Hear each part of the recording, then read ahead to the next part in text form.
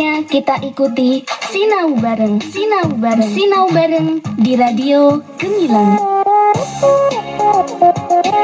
Kawas Bayu sahabat Gemilang, Assalamualaikum warahmatullahi wabarakatuh. Salam sejahtera untuk kita semua. Om Swastiastu, Namo Buddhaya, salam kebajikan, Rahayu.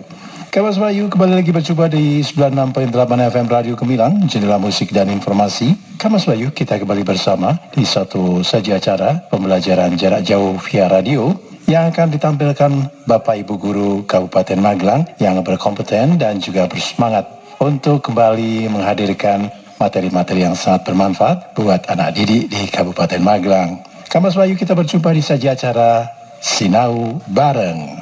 Satu saja acara spesial dari Radio Gemilang FM, tentu saja bekerja sama dengan Dinas Pendidikan dan Kebudayaan Kabupaten Magelang yang akan hadir untuk Anda setiap harinya pukul 7 hingga 8 dan 11 hingga 12. Kamas Bayu sahabat Gemilang juga bisa berpartisipasi dengan memberikan masukan-masukan yang kontributif di WhatsApp Radio Gemilang FM di nomor 081 578 968 968. Kamas Bayu, tanpa panjang kata lagi, kita sambut saja acara Sinau Bareng di kesempatan hari ini.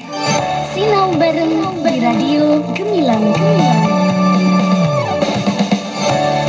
Assalamualaikum warahmatullahi wabarakatuh. 96.8 Radio Gemilang FM, jendela musik dan informasi. Selamat pagi sahabat Gemilang, apa kabar hari ini? Alhamdulillah, semoga selalu sehat ya. Senang sekali saya pagi ini bisa menyapa sahabat Gemilang dimanapun Anda berada di radio kesayangan kita 96.8 Radio Gemilang FM, jendela musik dan informasi.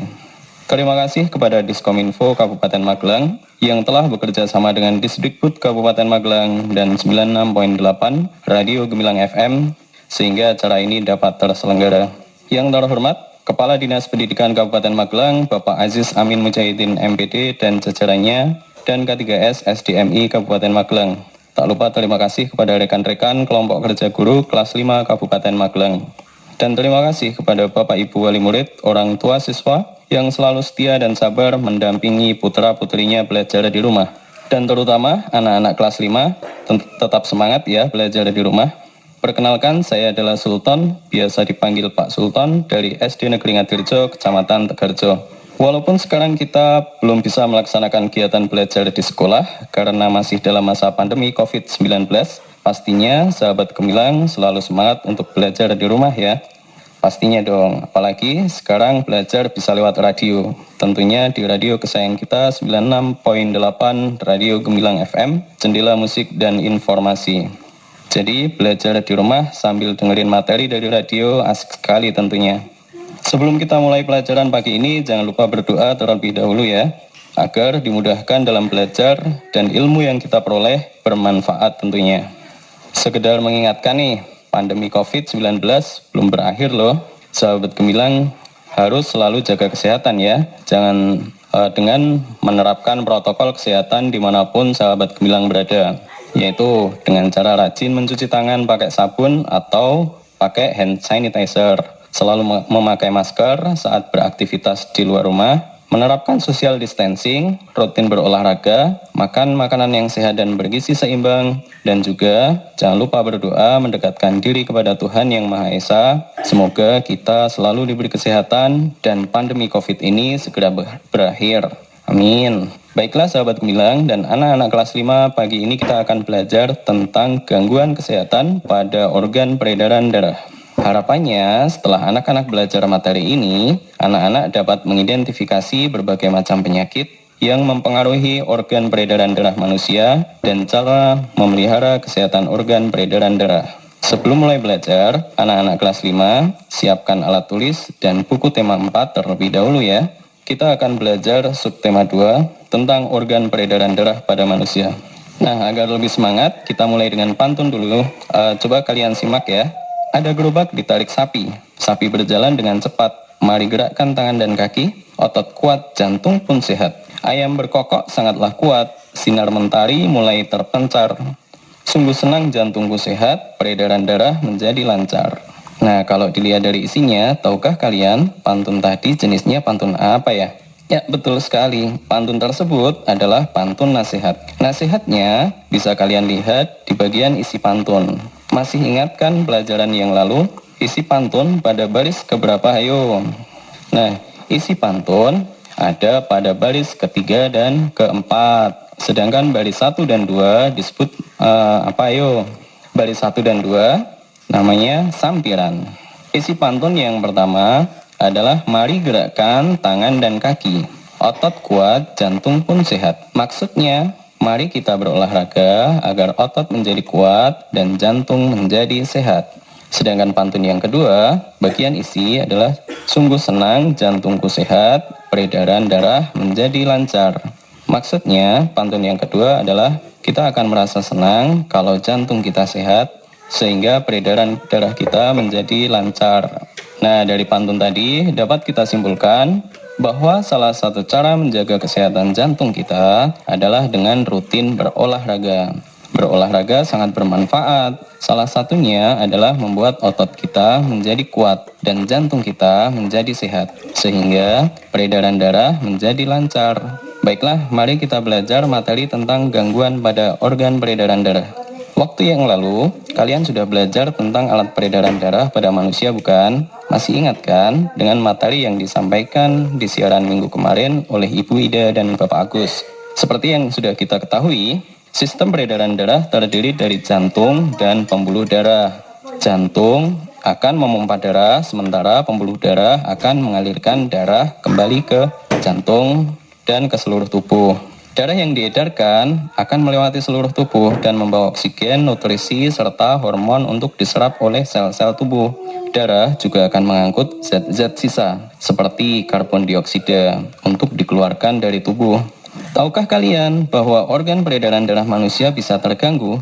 Gangguan pada organ peredaran darah bisa jadi terjadi pada jantung sebagai pemompa darah, pembuluh darah sebagai tempat beredarannya darah atau darah itu sendiri. Gangguan organ peredaran darah bisa disebabkan karena pola hidup seseorang atau karena kecelakaan, tapi bisa juga disebabkan karena keturunan loh.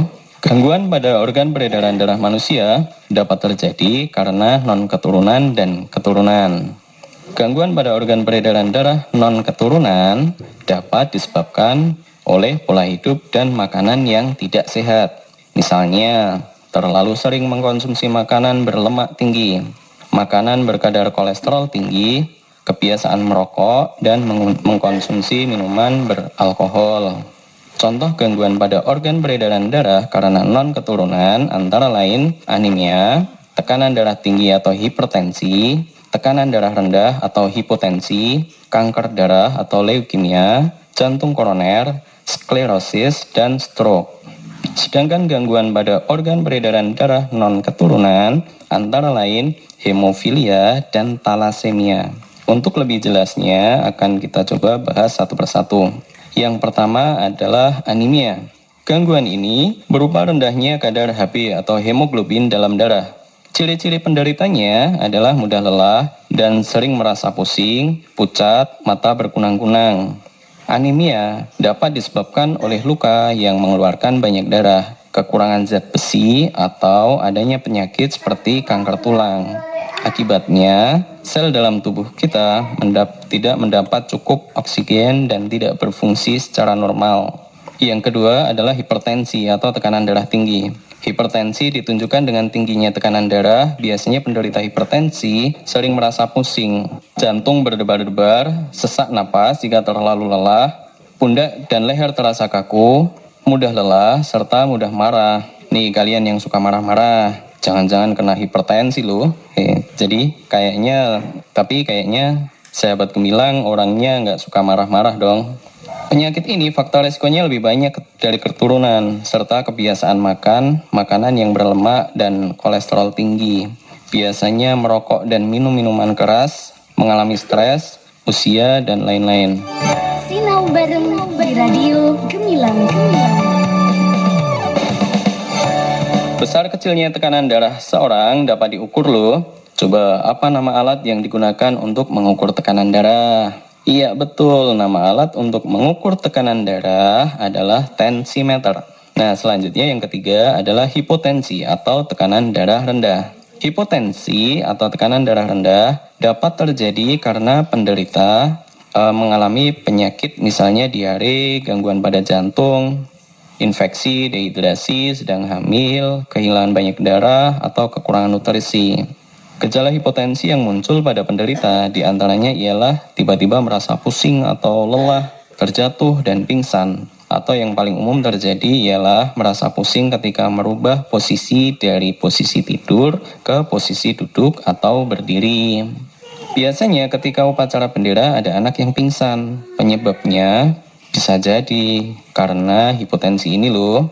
Penanganan awal yang dapat dilakukan jika seorang mengalami gejala hipotensi, sebaiknya segera duduk dan berbaring, minum air putih, dan menghentikan semua kegiatan yang sedang dilakukan. Gejalanya biasanya akan segera hilang setelah beberapa saat. Yang keempat adalah kanker darah atau leukemia. Penyakit ini disebabkan sel-sel darah putih yang memperbanyak diri tanpa terkendali, yang mengakibatkan sel darah putih ini memakan sel darah merah. Leukemia terjadi akibat sel-sel di sumsum tulang tidak berkembang dengan normal. Berbeda dengan sel darah putih yang normal, yang akan mati, sel leukemia terus hidup, tetapi tidak membantu tubuh melawan infeksi, dan malah menekan perkembangan sel darah lain. Bila jumlahnya makin bertambah, sel-sel leukemia akan masuk ke aliran darah dan menyebar ke organ tubuh lainnya. Sel-sel tidak normal ini dapat menghalangi sel-sel normal di dalam tubuh untuk berfungsi secara normal. Nah, kelainan ini sering disebabkan karena zat-zat karsinogenik, zat yang memicu timbulnya kanker. Gangguan peredaran darah selanjutnya adalah sklerosis. Sklerosis yaitu pengerasan pembuluh nadi atau arteri karena terbentuknya kerak keras di bagian dalam dinding pembuluh nadi. Bila kerak tersebut dari senyawa lemak disebut aterosklerosis. Sedangkan bila terbentuk dari senyawa kalsium disebut aterosklerosis. Akibat adanya kerak pada dinding pembuluh darah bisa menyebabkan penyempitan pembuluh darah, dan akibatnya bisa terjadi hipertensi atau tekanan darah tinggi. Sklerosis dapat disebabkan makanan yang tidak sehat dan banyak mengandung lemak. Hampir sama dengan sklerosis yaitu penyakit jantung koroner. Penyakit jantung koroner terjadi karena adanya penumpukan kolesterol pada dinding pembuluh arteri koroner, sehingga terjadi penyumbatan. Penyakit ini disebabkan makanan yang banyak mengandung kolesterol. Dan gangguan peredaran darah yang terakhir adalah stroke. Stroke disebabkan oleh pecahnya pembuluh darah di otak, sehingga saraf-saraf yang ada di otak tidak memperoleh cukup oksigen. Keadaan ini menyebabkan kerja saraf terganggu. Stroke biasanya diawali dengan penyakit hipertensi dan atau penyakit jantung koroner. Itu tadi adalah gangguan peredaran darah karena faktor pola hidup. Jadi biasanya yang terkena gangguan-gangguan tersebut adalah orang dewasa. Tapi ada juga loh gangguan organ peredaran darah yang disebabkan karena faktor keturunan, yaitu ada thalassemia dan hemofilia. Thalassemia terjadi karena bentuk sel darah merahnya tidak beraturan. Hal ini menyebabkan daya ikat sel darah merah terhadap oksigen dan karbon dioksidanya berkurang. Mereka yang mengidap thalassemia memiliki sedikit kadar hemoglobin yang berfungsi dengan lebih baik. Oleh karena itu, tingkat oksigen dalam tubuh pengidap thalassemia pun menjadi rendah. Gejala yang dapat dialami jika tubuh kekurangan oksigen antara lain mudah mengantuk, letih, pingsan, dan sulit bernafas. Selanjutnya, hemofilia. Hemofilia disebabkan oleh mutasi genetik.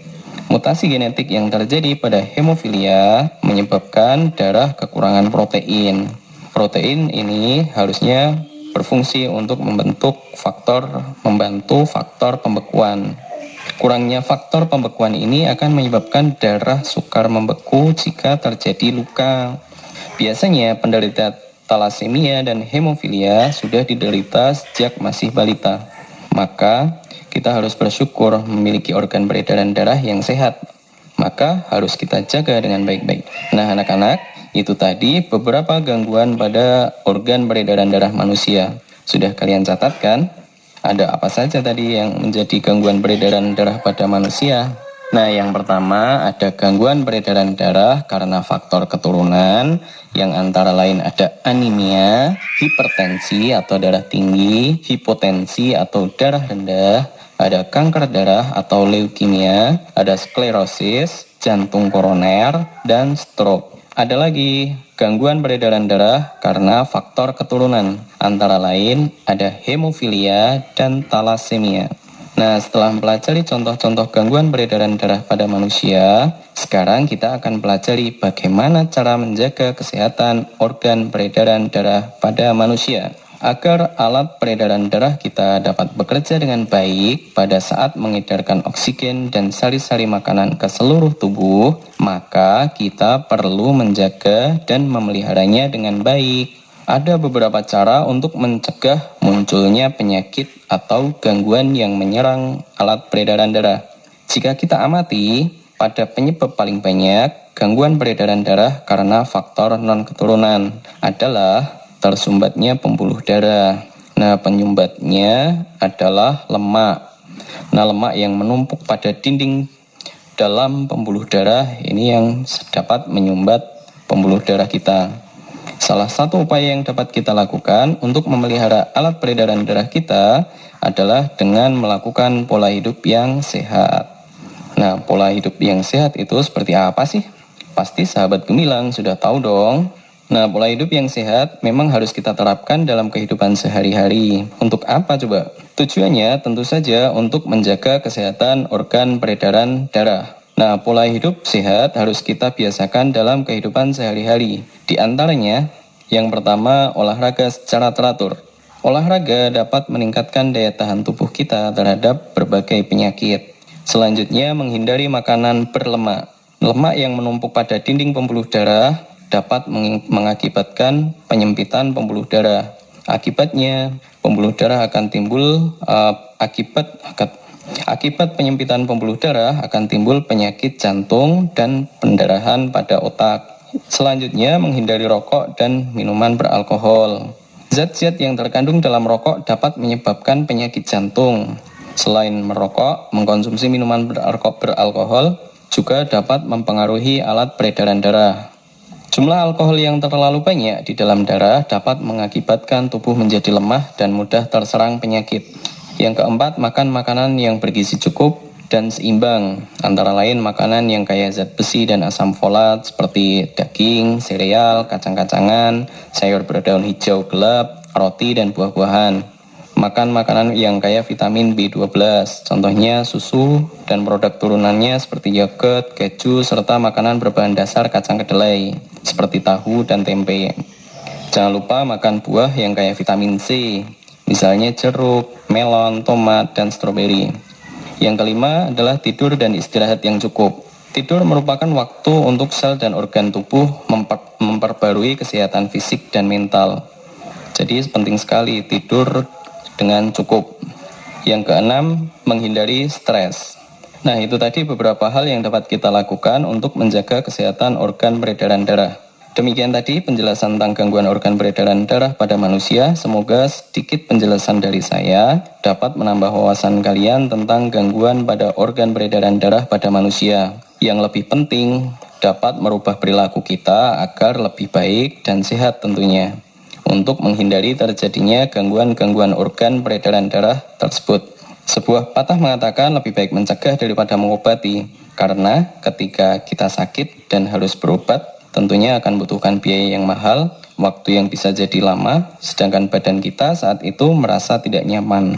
Maka dari kecil sebaiknya kita membiasakan perilaku hidup sehat agar kita terhindar dari berbagai penyakit, khususnya gangguan peredaran darah. Oke, baik. Sebelum kita akhiri kegiatan belajar lewat radio ini, Bapak punya kuis untuk anak-anak kelas 5. Catat ya kuis dari Bapak, kemudian kalian kerjakan, dan hasil pekerjaan kalian nanti kalian mintakan nilainya kepada Bapak Ibu Guru di sekolah. Pertanyaannya yang pertama, sebutkan contoh gangguan-gangguan organ peredaran darah pada manusia. Yang kedua, bagaimana cara menjaga kesehatan organ-organ peredaran darah. Nah, itu tadi kuis dari saya, dikerjakan ya. Oke sahabat Gemilang, dimanapun Anda berada, tak terasa kita sudah berada di penghujung acara Belajar Lewat Radio di 96.8 FM, Radio Gemilang FM. Inilah yang dapat saya sampaikan pada pagi hari ini. Tentunya kami ucapkan terima kasih yang sebesar-besarnya kepada para pendengar hari ini yang sudah mengikuti kegiatan pagi ini, dan khususnya anak-anak kelas 5 yang senantiasa mengikuti kegiatan belajar lewat radio ini. Juga terima kasih kepada Radio Gemilang FM yang sudah memfasilitasi kegiatan menyampaikan materi belajar lewat radio ini. Mudah-mudahan materi yang kami sampaikan dapat memberikan manfaat bagi pendengar Gemilang dimanapun Anda berada. Mohon maaf apabila masih ada kekurangan dan kesalahan dalam kami menyampaikan materi pada pagi ini. Saya adalah Sultan, undur diri. Wassalamualaikum warahmatullahi wabarakatuh. Sinau bareng di Radio Gemilang. Adik-adik siswa, sahabat Gemilang, demikian tadi kebersamaan kita di program Sinau Bareng bersama para Bapak Ibu Guru yang berkompeten dan bersemangat serta berdedikasi dari Kabupaten Magelang. Semoga Kamas Bayu, anak didik semuanya selalu diberi kesehatan dan kita bisa berjumpa lagi di lain kesempatan. Kamas Bayu dari Kabin Siar kami ucapkan wassalamualaikum warahmatullahi wabarakatuh. Om Santi Santi Om Namo Buddhaya. Salam kebajikan Rahayu. 96.8 FM Radio Gemilang, jendela musik dan informasi.